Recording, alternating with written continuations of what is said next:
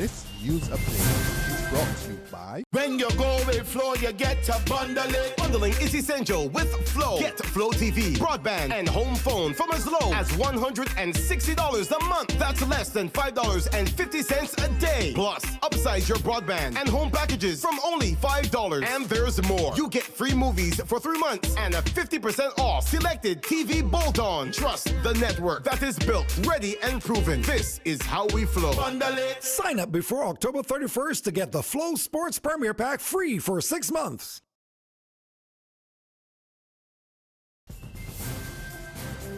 It's Tuesday, October the 11th, 2016, and this is your Barbados Today evening update. I'm Emmanuel Joseph. Thanks for joining us. Topping the news at this hour, disgruntled privately owned public service vehicle operators will have their concerns addressed on Monday. Following several hours of talks this morning between PSV owners and other representatives and Transport Minister Michael Ashley at his Pine offices, it was agreed that a special subcommittee, which had been set up earlier, would pay special attention to a request to pick up passengers on Tudor Street, the city. Now, we have received correspondence from the Commissioner of Police, and based on that correspondence, we have to do further consultations with the stakeholders, and we will see from there on how it goes. But be that as it may too, in relation to the representation on the Transport Authority Board, that is receiving very active and careful consideration, and we will report back to the PSC operators and their bodies very shortly on that. The PSV owners have also called off their strike, which started yesterday. Social activist and attorney at law David Comachon today accused the ruling Democratic Labour Party of abandoning its 2013 general election pledge to the people of Barbados by embarking on a process of privatization of the state-owned Sanitation Service Authority, calling it a shameful act of political betrayal and a scandal of massive proportions. Comachon, who is the president of the Clement Payne movement, suggested that the matter now warranted the removal of the present DLP government from office. And scores of Sanitation Service Authority workers were meeting this evening with the leadership of the National Union of Public Workers to determine their next move after the union's National Council sanctioned industrial action. The union is upset over what it sees as efforts by the government to privatize the authority without the involvement of the workers' bargaining body. NUPW President Akadi McDowell believes the government is wasting $5 million on paying private waste haulers to help collect garbage when the same money could have been used to buy trucks. My biggest concern is that government is really trying to privatize SSA. That's my concern, and if they're going to do that, it means that there will be displacing a number of workers, or hundreds of workers, who, quite frankly, have families, who have things, who have obligations, and it is an uncomfortable position for them to be in. So my concern is that these workers are able to maintain their employment, and that is my biggest concern. I don't want the public of Barbados to think that it is better for them to have their garbage paid and have someone to lose their job. I think what needs to happen is that there needs to be a level of understanding where you say, well, I would like my garbage picked up, but I also would like for these SSA workers to maintain their job. Meanwhile, Minister of the Environment and Drainage, Dr. Dennis Lowe, who returned to the job yesterday after being hospitalized last month for an undisclosed ailment, tells Barbados Today he will speak on the developments at the SSA once he's been fully apprised. Lowe says he's feeling good now. In other news, the 25-year-old man charged with the murder of Kevin Brewster of Jackson St. Michael appeared in court today, but was remanded to prison until November the 8th. Shamar Ishmael of First Avenue, Jackson, is charged in connection with the offense in which Brewster received a gunshot wound to the head on Friday, October 7th, whilst at Jackson in the area of the Nazarene Church. In sports now, the Barbados contingent to the Senior Games in Utah is back home with a record 90 medals and the champion trophy for the 5K road race. After the team of athletes arrived at Grantley Adams International Airport today, local Senior Games manager Raul Clark said Despite the initial climatic challenges, the athletes were still able to exceed their previous highest tally of medals of 83 back in 2007. Our noses tend to bleed sometimes. We didn't have much of that this time, but then your lips start to crack and then you have to run in gloves because of the chilliness.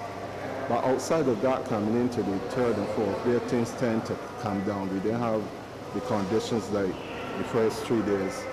But I thought that the performances by the athlete this year was incredible because the best performance we had was in 2007 with 83 medals. So this surpasses the 83 in 2007 with 90, and this is the most goals that we ever pick up at these games.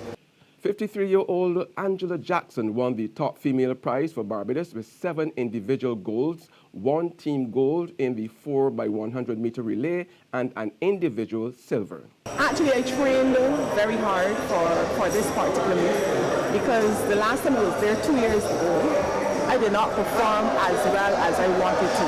So after the games were held here in Barbados this year, I started training even harder than I had been training before, because my intention was that if I made the team, that I was to perform to my maximum, and that training really paid off. And 52-year-old Patrick Bourne, who got 3 individual gold medals, came away with the top male prize and the champion trophy in the 5K road race. There's regional and international news after this short break.